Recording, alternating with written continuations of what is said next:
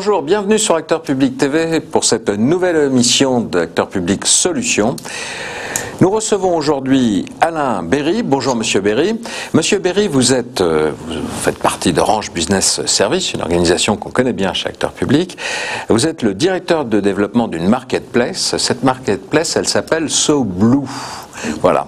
Et cette marketplace, c'est un consortium de plusieurs acteurs, Airbus, Orange, Capgemini, et vous nous direz quels sont les rôles des uns et des autres, et notamment celui d'Orange. Alors, cette marketplace, elle tire parti de l'exploitation des données d'un programme européen, Copernicus, et dites-nous ce à quoi elle sert. Alors Copernicus est un programme effectivement qui date depuis 20 ans. Donc c'est la Commission européenne qui a mis en place en s'appuyant notamment sur l'Agence spatiale européenne. Et donc toutes les images satellites Copernicus Sentinel sont stockées, sont rassemblées. On a aussi des capteurs atmosphériques ou des capteurs terrestres ou maritimes. C'est ça que vous dites, bien sûr, des données. Voilà, des données de toutes sortes. Et ce volume de données est énorme. C'est le troisième pourvoyeur de données en termes de volume, 40 pétabytes pour les spécialistes.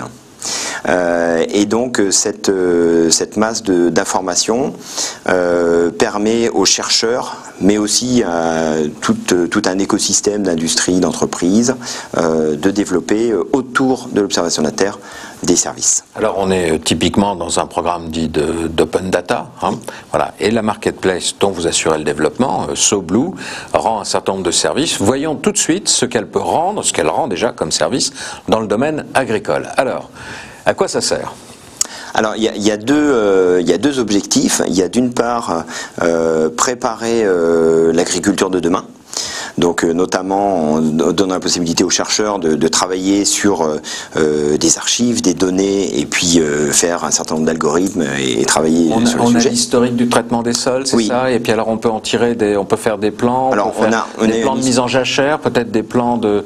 Non ? Voilà, alors on a en fait tout un système de données qui permet aux chercheurs de travailler, de trouver eux-mêmes l'intérêt à telle ou telle image ou telle donnée. Donc au-delà de ça, on peut même d'ailleurs enrichir avec de la donnée complémentaire, on le verra peut-être tout à l'heure.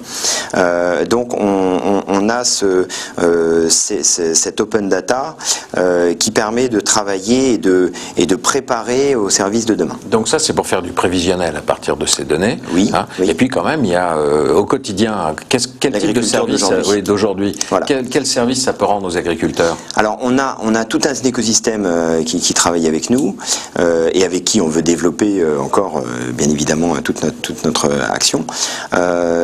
Donc ça permet par exemple de voir pour telle ou telle parcelle avoir une visibilité de l'irrigation, du niveau de végétalisation, la possibilité de suivre aussi la forestation, déforestation. On a tout un tas de données autour du climat. Donc tout ça évidemment c'est des données très utilisées par les agriculteurs aujourd'hui. Et les utilisateurs eux-mêmes vous renvoient de la donnée? Oui, alors on s'appuie sur tout un tas de early partners, des utilisateurs qui ont travaillé avec nous, qui peuvent être des startups ou des grandes entreprises ou même des organisations de recherche ou des chambres d'agriculture. Et donc avec toutes ces données, par exemple des données de drones, des images de drones, on a la possibilité de mixer toutes les données Copernicus Sentinel qui existent déjà, qu'on met à disposition, et les données additionnelles. Et les données renvoyées par les utilisateurs de vos propres données pour créer de la valeur ajoutée à vos données, etc. C'est très vertueux. Alors oui, on a mis en place évidemment en plus tout un système pour faciliter tous les calculs à partir des données Copernicus, mais aussi à partir des données additionnelles. Et ça, c'est ce que permet de faire la marketplace dont vous assurez le développement. Exactement. Voilà. Alors, je disais vertueux, c'était aussi pour vous dire, vous faire remarquer que tout ça, ça fait beaucoup de données. Comment on s'en sort? Quelle est la solution pour héberger autant de données? Alors, c'est Orange Cloud for Business, donc qui gère toutes ces données avec évidemment nos partenaires. Oui, c'est le cloud public. Oui, bien sûr, bien sûr. C'est la seule solution pour héberger autant de données. Ah oui, et pour avoir, en plus, chaque année, on a 10 pétabytes de données additionnelles, puisqu'il y a une prolifération des capteurs qui fait qu'on a de plus en plus nécessaire pour faire du traitement à grande échelle d'autant de données. Voilà, avec énormément de services, de management des données également.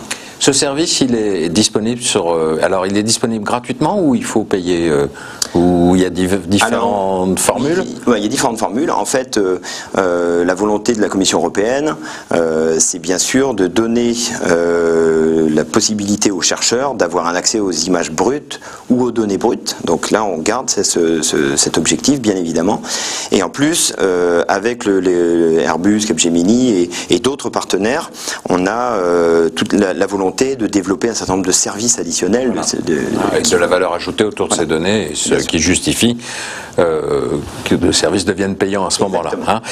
Alors, c'est accessible sur la plateforme qui s'appelle soblue.eu. Hein. Oui, exactement. Hein, voilà. Puisque c'est un programme européen, bien sûr. Bon. On a vu et bien compris ce qu'on pouvait faire dans le domaine agricole avec Soblue. Dans d'autres domaines, parce que quand on a de la carte, de la donnée comme ça, etc., il y a plein d'autres domaines d'activité, d'autres filières qui peuvent utiliser le service. Vous avez des exemples? Alors on a évidemment, on a plein d'exemples. On a dans le domaine maritime, dans le domaine de l'énergie renouvelable, dans le domaine de l'environnement. C'est-à-dire que des données environnementales, les marées. Oui. Alors il y a ce qui s'appelle hauteur de mer. On a aussi le suivi des glaces. On a tout un nombre d'informations. On peut aussi avoir des données additionnelles. On peut avoir de la salinité des mers. Donc c'est pour des applications de fret ou autres qui sont très utiles. Vous disiez à l'instant l'énergie? Oui, l'énergie renouvelable, évidemment, toutes les données pour, par exemple, avoir une localisation optimale, je sais pas, de capteurs solaires, de parcs éoliens, tout ce qui est marée motrice. Donc, on a plein d'activités, plein de domaines d'activité. Une collectivité peut, par exemple, vous demander de voir où est-ce qu'elle dégage de l'énergie, où est-ce qu'elle perd de l'énergie dans ses bâtiments. C'est ce qu'on appelle les îlots de chaleur. Oui, on travaille également sur ce genre de solutions. En tout cas, il y a beaucoup d'applications, comme vous le voyez, effectivement. Voilà, encore une application qui peut intéresser le secteur public. Et bien entendu, on a compris tout à l'heure que tout ça, ça intéressait beaucoup les chambres d'agriculture, par exemple. Oui, voilà, puisque, on le rappelle, c'était notre sujet de départ. Merci beaucoup, Alain Berry, pour ces explications. Merci de nous avoir fait découvrir Soblue, le consortium Airbus Orange Capgemini, disponible sur soblue.eu. Et à vous tous, merci pour votre attention et à bientôt sur Acteur Public TV pour une prochaine émission d'Acteur Public Solutions.